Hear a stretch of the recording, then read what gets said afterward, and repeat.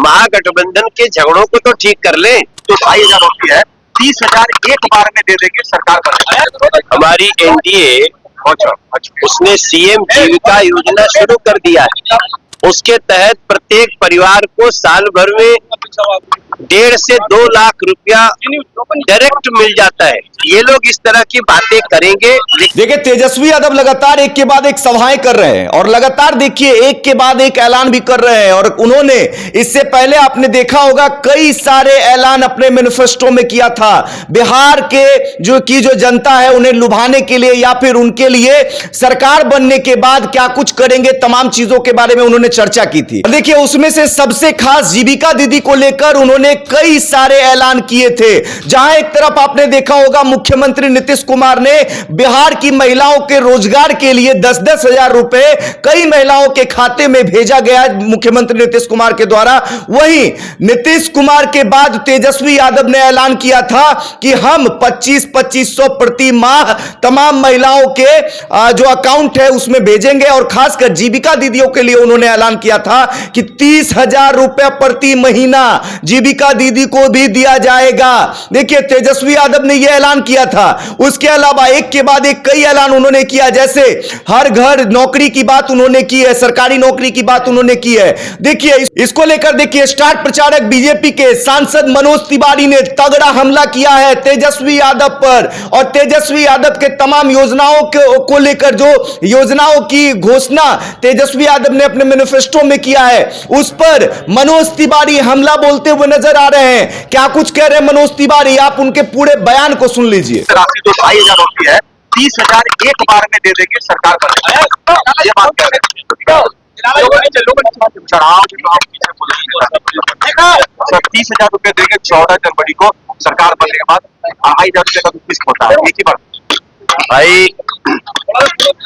हमारी एनडीए उसने सीएम जीविका योजना शुरू कर दिया है।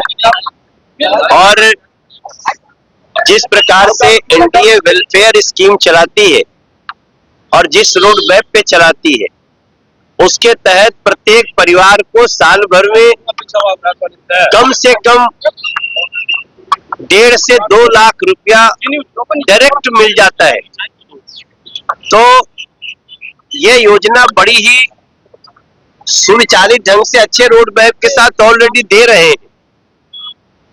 अगर कोई और योजना आता है उनके दिमाग में तो उनको बताना चाहिए, लेकिन पहले अपने महागठबंधन के झगड़ों को तो ठीक कर लें। पहले अपने घर के लोगों को तो समझा लें। उनका तो इस समय घर के लोग ही नहीं सुन रहे हैं, तो बिहार के लोग क्या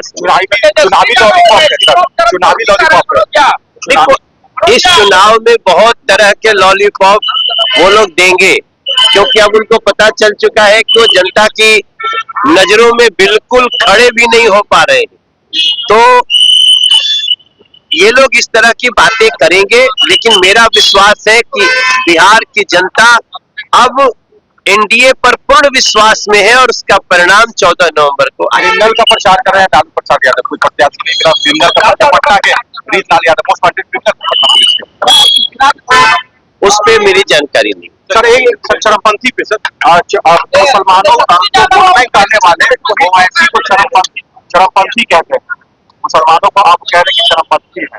अब मुस्लिम वोट भी खिसक रहे हैं महागठबंधन से, तो अब वो कहीं मुस्लिम समाज को ही गाली न देने लगे, ये हमें डर है। तो सुना आपने मनोज तिवारी ने क्या कुछ कहा। देखिए, मनोज तिवारी ने अंतिम में कुछ अहम बातें कही है। खासकर देखिए मुस्लिम वोटर्स को लेकर जो उन्होंने कहा है वो खास है, क्योंकि देखिए महागठबंधन जो एमवाई समीकरण आरजेडी एमवाई समीकरण के लिए जानी जाती है उसको लेकर उन्होंने बयान दिया है कि महागठबंधन और खासकर आरजेडी का एम जो है वो खिसकते हुए नजर आ रहा है। और कहीं ऐसा ना देखने को मिले आने वाले समय में कि मुस्लिम समाज को आरजेडी वाले या महागठबंधन वाले लोग गाली ना देने लग जाएं। देखिए, तमाम चीजें हमने आपको दिखाया और सुनाया, क्या कुछ कह रहे थे मनोज तिवारी। आगे इसका क्या कुछ असर देखने को मिलता है, तमाम चीजें देखना दिलचस्प होगा। फिलहाल इस खबर में इतना ही। अन्य खबरों के लिए देशवा न्यूज पर बने रहे। धन्यवाद।